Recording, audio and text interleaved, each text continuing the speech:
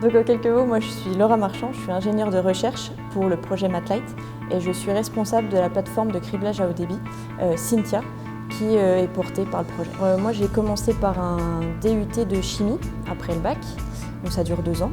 Ensuite j'ai fait une 3e année de licence de chimie, un master aussi en chimie organique et j'ai fait une thèse. Donc, je suis docteur en chimie avec une spécialité en chimie organique.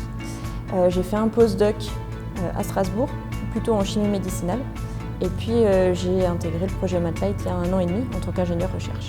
Alors le projet Mathlight, il consiste à regrouper tous les laboratoires du campus autour d'une même thématique qui est la matière et la lumière. Nous avons obtenu un financement assez conséquent de l'ANR, qui est l'Agence nationale de recherche. Pour ma plateforme, j'ai un budget qui me permet de monter cette fameuse plateforme. Aujourd'hui, moi je suis chimiste et en tant que chimiste, si je manipule au quotidien, j'utilise ce qu'on appelle des ballons. Donc j'utilise des grosses quantités et ça me prend un certain temps.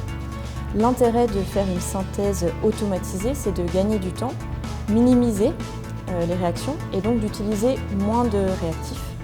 Donc on fait des économies, aussi bien d'argent, mais aussi de consommation électrique ou d'énergie. Ce qui concerne la synthèse grâce à la lumière, en fait, on peut faire des réactions simplement à des LED et on va essayer de développer ça. Alors dans les matériaux, notamment les polymères, on peut utiliser la lumière pour accélérer ces réactions.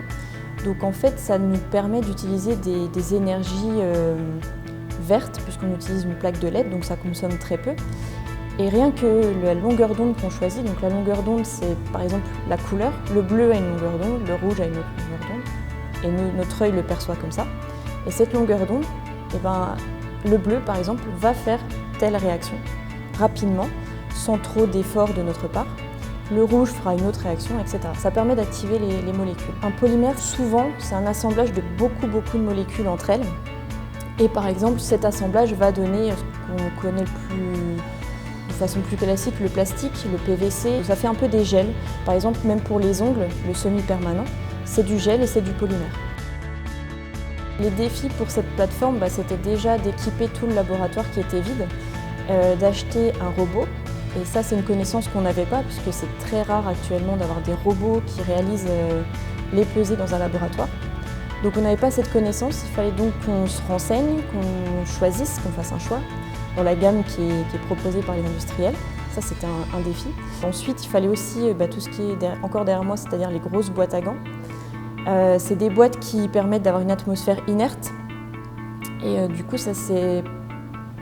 on en a dans les laboratoires, c'est commun, mais tout le monde n'en a pas, donc c'est pareil. Il fallait choisir la bonne boîte à gants et faire les bons choix. Et ensuite, pour que ça évolue, on aimerait travailler avec des industriels. On est en discussion, par exemple, avec une entreprise qui s'appelle Stobli, qui fabrique des bras robotiques. Donc on aimerait trouver avec eux une façon de travailler, de développer des choses, et pour qu'on puisse équiper notre labo avec d'autres robots pour développer de nouveaux outils de synthèse.